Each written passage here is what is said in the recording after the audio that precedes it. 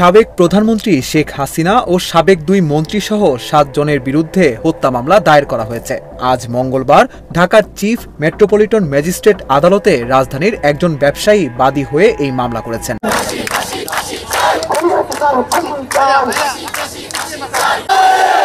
বিচার তো হত্যার বিচার সর্বোচ্চ যেটা হয় ফাঁসি, আমি সেটাই চাই।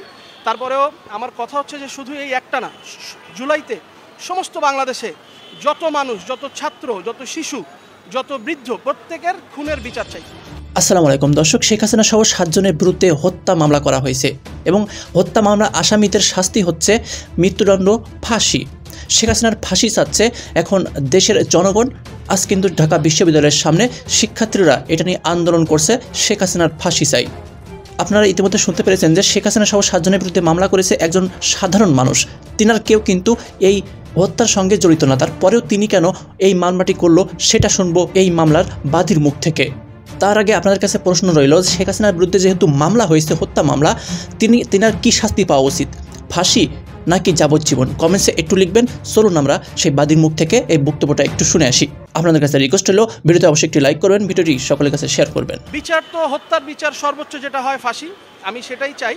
তারপরেও আমার কথা হচ্ছে যে শুধু এই একটা না, জুলাইতে সমস্ত বাংলাদেশে যত মানুষ, যত ছাত্র, যত শিশু, যত বৃদ্ধ, প্রত্যেকের খুনের বিচার চাই। আমি যার পক্ষে মূলত মামলাটা করতে আসলাম, যার মৃত্যুর জন্য, ওনার নাম হচ্ছে আবু সায়েদ। ভদ্রলোক পঞ্চগড়ের একজন রিক্সাওয়ালা ছিলেন। উনি ঢাকাতে এসছেন 2010 সালে। এরপরে উনি বসিলাতে একটা মুদি দোকান চালাতেন। এই মুদি দোকানের পলিথিন কেনার দিন জন্য উনি 19 তারিখ বিকাল 4টার সময় আনুমানিক রাস্তা পার হওয়ার চেষ্টা করছিলেন। এই সময় পুলিশের গুলিতে ওনার মাথার খুলি উড়ে যায়, মাথা এফোড় ওফোড় হয়ে যায় গুলিতে, এবং ওখানেই উনি মৃত্যুবরণ করেন। পরবর্তীতে এই লাশটা ঢাকায় কোনো রকম পোস্টমর্টেম অথবা কোনো কিছু না করে আনআইডেন্টিফাইডভাবে আপনার পঞ্চগড়ে পাঠিয়ে দেওয়া হয় এবং তাকে শহীদ অথবা অন্য কোনো কিছুতে কাউন্টেড না করেই লোকালি তাকে ওখানে দাফন করা হয়। আমি যখন এই বিষয়গুলো নিয়ে একটু খোঁজখবর করার চেষ্টা করি একজন সাধারণ নাগরিক হিসেবে, আমি দেখলাম যতগুলি হত্যা হয়েছে সবারই কেউ না কেউ আছেন বা সবার নামে মিডিয়াতে কোনো না কোনোভাবে এসেছে বা তারা বিভিন্ন রকম মিডিয়ার অ্যাটেনশন পাচ্ছে, কিন্তু এই ছেলেটাই একমাত্র ব্যক্তি যে যার কথা কেউ কখনো বলেনি। পরবর্তীতে তার ফ্যামিলিতে খোঁজ নিয়ে জানতে পারি যে তারা অত্যন্ত দরিদ্র এবং তাদের ঘরে চাল নাই। আমি তাদেরকে অনুরোধ করেছিলাম যে একজন ঢাকাতে এসে মামলাটা করেন। তো তখন তার স্ত্রী এবং সন্তান জানায় যে একটা ছেলেই তার আছে, মেয়েটার বিয়ে হয়ে গেছে, তাদের ঘরে চাল নাই, তারা আসতে পারবে না ঢাকাতে, তাদের এই খরচ দেওয়ার সামর্থ্য নাই, এবং তাদের কৃষি ব্যাংকের একটা লোন আছে প্রায় 1.5 লক্ষ টাকার। এটা নিয়ে তারা এই অবস্থাতেও কৃষি ব্যাংক তাদেরকে প্রেশার দিচ্ছে। তো অবশেষে বিবেকের তাড়নায় আর থাকতে না পেরে আজকে এসে খুনি হাসিনার এগেনস্টে হত্যা মামলার জন্য আবেদন করেছি কোর্টে। এই আবেদনের রেজাল্ট এখনও পেন্ডিং আছে। আমরা আশা করছি কিছুক্ষণের ভিতরে কোর্ট আদেশ দিবেন।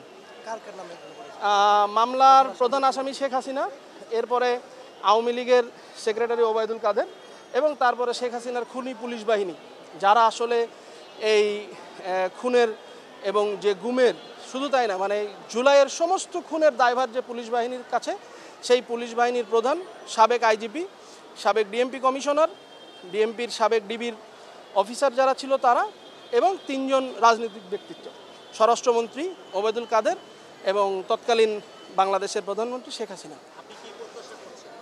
আমি বিচার তো হত্যার বিচার সর্বোচ্চ যেটা হয় ফাঁসি, আমি সেটাই চাই। তারপরেও আমার কথা হচ্ছে যে শুধু এই একটা না, জুলাইতে সমস্ত বাংলাদেশে যত মানুষ, যত ছাত্র, যত শিশু, যত বৃদ্ধ, প্রত্যেকের খুনের বিচার চাই।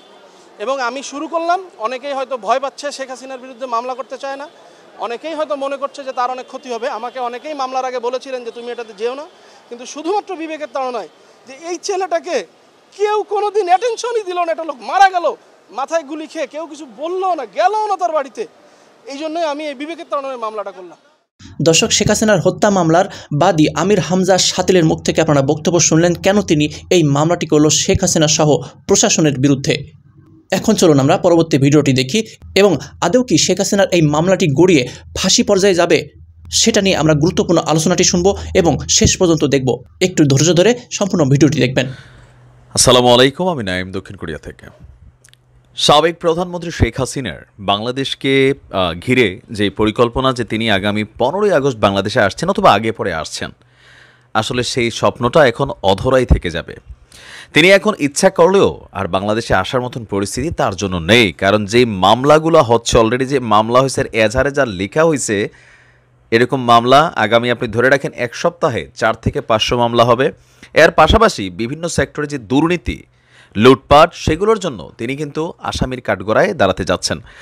আর আমরা যদি একটু অতীতটা দেখি, মাত্র 2 কোটি টাকার একটা মামলায় সাবেক প্রধানমন্ত্রী বেগম খালেদা জিয়াকে যেই পরিমাণ কারাগার সহ্য করতে হয়েছে, তাহলে প্রশ্ন উঠতে পারে যে রিসেন্টলি যিনি সাবেক প্রধানমন্ত্রী হয়েছেন শেখ হাসিনা, তার শাস্তিটা কি হতে পারে?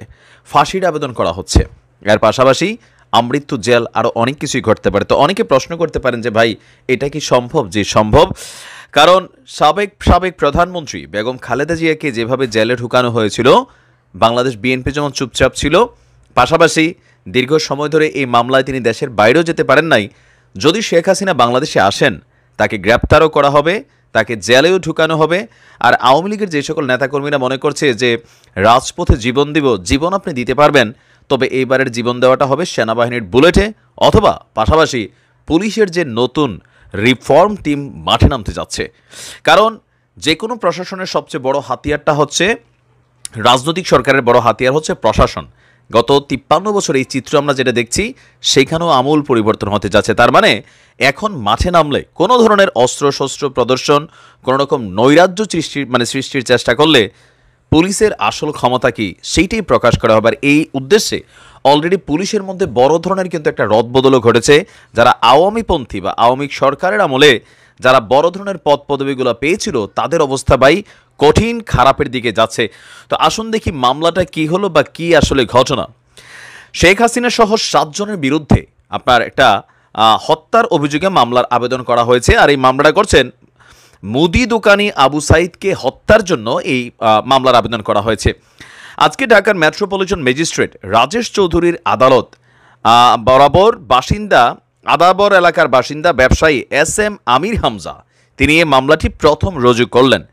একজন সচেতন নাগরিক হিসাবে একজন নিরীহ নাগরিককে হত্যার বিচার চেয়ে এই মামলা করেছেন এই ব্যবসায়ী। তো এটা বাংলাদেশের একটা কমন চিত্র। আপনি দেখবেন বেগম খালেদা জিয়া বা আরও অন্যান্য বিভিন্ন রাজনৈতিক ইস্যুতে মামলাগুলো যারা করে, মূল ঘটনার সাথে যারা কানেক্টেড, তারা করতে সাহস পায় না, করা হয় থার্ড পার্টি দিয়ে। বাট তো এই ব্যক্তি কেন করলেন, তার বক্তব্য হচ্ছে যে তিনি শুরু করছেন, অনেকেই মামলা করতে ভয় পাচ্ছেন শেখ হাসিনার নামে, আর তার এই শুরুয়াতের পরে অসংখ্য মামলা দায়ের হবে। দর্শক, মোটামুটি আপনারা সম্পূর্ণ আলোচনাটি শুনতে পারলেন। এবং শেখ হাসিনা বিরুদ্ধে যেহেতু হত্যা মামলা হয়েছে এবং যেহেতু শুরু হয়েছে, বিগত দিনগুলোতে শেখ হাসিনা যেহেতু অনেক কয়টি অপরাধের সঙ্গে জড়িত, পিলখানা থেকে শুরু করে শাপলা চত্বরে গণহত্যা এবং সর্বশেষ 2024 সালে এই যে কোটা আন্দোলন জুড়ে 500-র অধিক আন্দোলনকারীকে কিন্তু পুলিশের গুলিতে নিহত করেছে আওয়ামী লীগ সরকার বা শেখ হাসিনার হুকুমে কিন্তু এটা করা হয়েছে। যেহেতু পুলিশ সহ আওয়ামী লীগের সভাপতি শেখ হাসিনা এবং ওবায়দুল কাদের স্বরাষ্ট্রমন্ত্রী সবার বিরুদ্ধে কিন্তু এই মামলাটি করা হয়েছে। এখন আগামী 15ই আগস্ট শেখ হাসিনা দেশে আসবে বা তার ছেলে সজীব ওয়াজেদ জয় বলছে যে আবারও নির্বাচন করবে আওয়ামী লীগ। তাহলে এখন যদি দেশে আসে, তিনার যে মামলা, এই মামলায় অবশ্যই তিনাকে জেলে প্রেরণ করা হবে। মামলা ঠেকাবে নাকি রাজনীতি করবে? বেগম খালেদা জিয়াকে যে মামলা দেওয়া হয়েছিল তার চাইতে দ্বিগুণ কঠোর হত্যা মামলার আসামি শেখ হাসিনা এখন, যেটা রায় আসবে মৃত্যুদণ্ড। তো আপনারা কি চান? শেখ হাসিনা কি মৃত্যুদণ্ড আশা করেন? তার ফাঁসি হবে? আপনাদের কি মন্তব্য কমেন্ট বক্সে লিখবেন, নাকি তিনাকে ছেড়ে দেওয়া উচিত? এটা রায় অবশ্যই আদালত দেবে। সে পর্যন্ত সবাই ভালো থাকবেন। আল্লাহ হাফেজ।